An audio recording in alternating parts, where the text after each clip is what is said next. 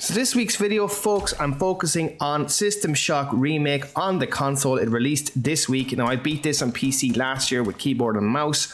And I suppose a lot of people, I've seen questions online as how does it actually play with a controller? So what I've done is I've compiled a video here to showcase what it's like to play the game, how it's like to navigate the menus, and some tips to improve your experience. Let's do this.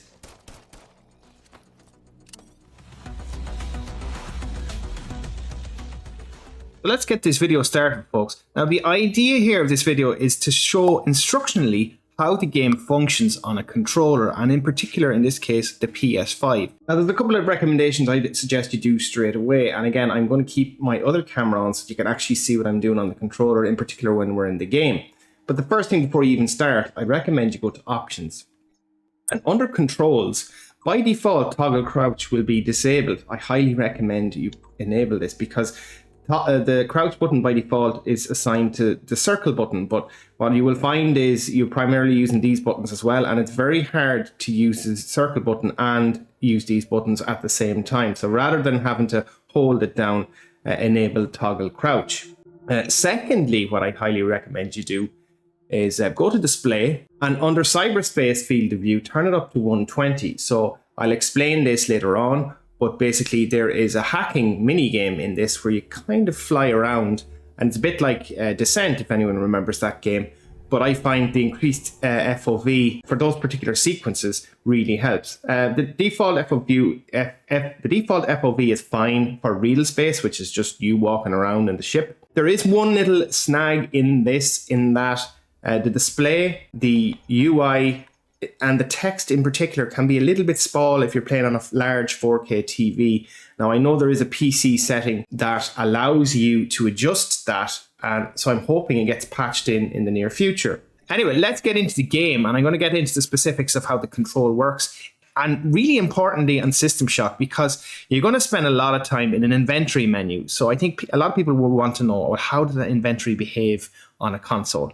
So I'm going to continue on from where I was playing last night. I'm at a section in the medical bay, and what I want to do is I'm going to have to just move my camera somewhat so I can ensure that you can see what I'm doing on the controller. So as you can see on the user interface, there is weapons assigned to a shortcut there. So you can go from 1 to 4, and then there's explosives and then consumables.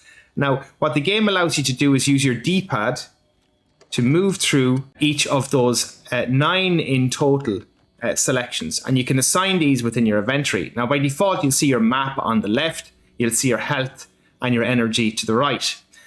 In order to actually access the inventory, you press on the PS5 controller, you press the center key here. And this is access to your menu. Now, there's 2 ways you can actually navigate this. Is you can use the analog stick. Now, I actually found this quite finicky. What I found really useful instead was using the D-pad. So the D-pad actually allows you to move through your items using the D-pad. Now, if you wish to assign your shortcuts, as I had previously, as you can see, I can set the shortcuts, you can in theory switch them around. So basically by hitting X, you can select your icon. And then again, I found easiest way is to use the D-pad. And for argument's sake, I want to assign pistol to 1, then you hit it into slot 1. And then your wrench into slot 2. And now you can see my pistol is now assigned as number 1. No bad guys show up here. And wrench is number 2. So again, I highly recommend you use the D-pad. If you find your inventory is actually scrambled, let's just say you want to organize your inventory or you're running out of spaces. If you just highlight in any of the available slots in the inventory and press the square button, it'll automatically sort your inventory, which was really useful. On PC, you have to remember that mouse and keyboard were king, and you could simply do this by quickly dragging and dropping with your mouse and keyboard and positioning your inventory. However, having to do that on a console with a D-pad or the analog would have presented a real kind of problem. So I think they've done to the best of their ability how you manage your inventory really, really well, in all fairness. Again, please take into consideration, it is a controller, so you're going to have a little bit more patience than you would for mouse and keyboard. The other nuances around the inventory in general are R1, so you can navigate. So there's your map by hitting R1. So for map navigation, there's one little stupid nuance here on this, is that the add marker options here, but I haven't figured out how to actually add the marker. I think it's a bug. So at the moment, I was unable to actually add markers. However, I suppose to aid everybody else, use the D-pad to navigate, and you can also use triangle and square to zoom in and out of the map. I've pretty much nearly the entirety of medical kind of revealed at this point. It would have been handy for the add marker function to work. I'm sure it's an actual bug, but that's just to show how the map is behaving. The status is the status of the deck. Media is all the access to your voice recordings and messages, etc. Again, I'm finding D-pad navigation to be the best here. You can hold down square to play those as you pick them up, or if you've not played them, they'll be highlighted nicely in that menu. The other aspect is your wares, which shows you what cyber modules you've equipped, basically. That's kind of it in a nutshell in regards to navigation of the inventory itself. I'll just go through a bit of gameplay as well, and I want to just show folks as well how the actual puzzles behave. I'm just going to move the camera right down here as well again. I think I have unlocked this area. What you will find as well is you might need to get used to the sensitivity of the analog. It's possibly up a small little bit high. I'm quite used to it at this stage. Some folks might want to adjust that as well. And actually, just to show folks how you do that, go to options, go to controls, and you can do the hacker look sensitivity in the real space. If you wanted to tweak that down. Again, Cyberspace has its own sensitivity as well. I left them as the defaults, but if you are finding that turning seems to be quite quick on the speed scale, you could in fact turn that down. I think what's most important as well is how to behave when you're actually moving about the world and picking up items. You press square to pick up stuff. Again, bear in mind, it takes a little bit of time to use to mouse and keyboard are king. I found it gives you a decent enough range when you tap the square button. You don't have to be completely highlighted on it, but you do have to have the cursor kind of aimed towards it in some way or form for that square to show up if you're looking at the screen right now. Once you get in somewhat range of that, you can press square and it'll pick up those items. Don't forget that if you've played this before, accessing the options to actually deal with individual items, you highlight them. Again, I'm using the D-pad here, pressing triangle. In this case, I'm going to vaporize this stuff because this can be sold for cash. So I'm pressing triangle, vaporize here, triangle, vaporize, triangle, vaporize. Bear in mind, you're going to spend a lot of time in menus in this game. That's just part and parcel of System Shock. It might not be for everybody. Trust me though, this game is amazing. Let's try and get into a little bit of combat. Two bad guys there. A couple of them actually. Oh shit. So I got to switch to a grenade really quick. Oh fuck. That didn't work. Get out of there. Oh, move. Try the wrench. He's gonna get trapped up there. Oh, you prick. Here he comes. Oh, we gave him. Should be another guy there. So as you can see, I'm navigating my weapons with the D-pad, which I find pretty fluid. You can also swap ammo types by pressing the triangle button. I don't unfortunately have any at the moment. Let me just try and take out one of these guys. Is one guy left?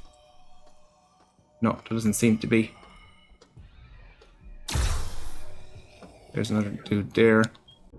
But this is going to be just a little showcase as well of how it performs in cyberspace. So in the game, you'll eventually come to these points where you can it's pretty much hack, and it's like a hacking minigame. It actually reminds me of a game called Descent, if anyone remembers that.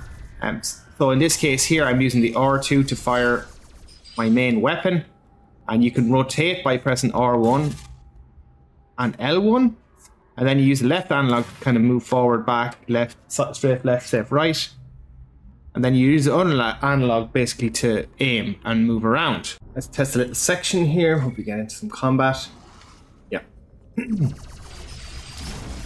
So again, as I said, it's like Descent really.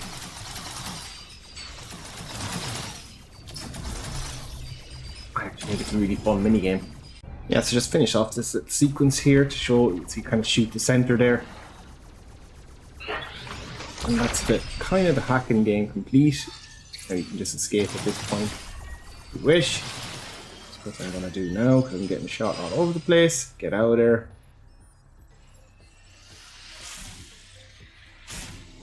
That's it done. And what it does is it kind of lowers the security in each level in of the map in the area. So I'm on the medical, which is I think level 1, which is the start section of the game really. Coming up here, a little bit of section of combat again, I think. Just reload this pistol. We go, so security level is 0, so here they come.